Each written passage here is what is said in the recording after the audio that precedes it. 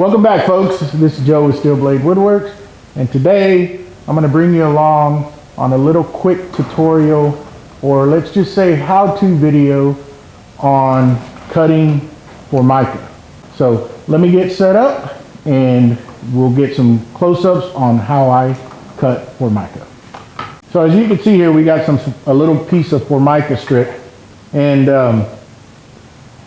it has your finish side or your laminate side, and then you got your back side. This is the side that you'll put your adhesive on, and it'll basically just go on top of your plywood like so. So what we can do here, there's many ways to do this.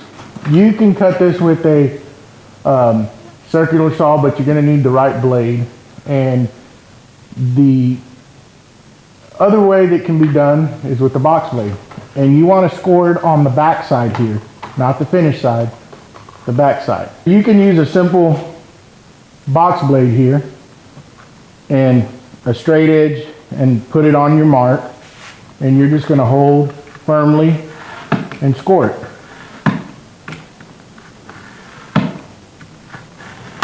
Get a good score, and then it's just simple as coming here and snapping it, and it'll break just like so.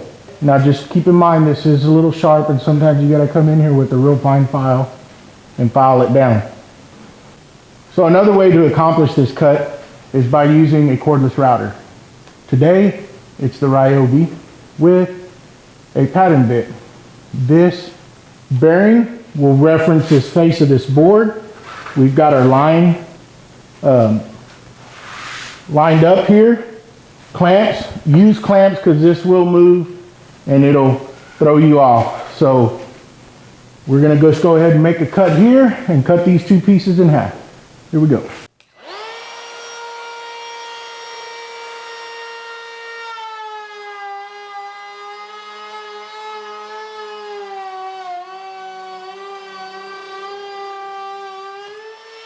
And as you can see there, a nice straight cut, no chip out.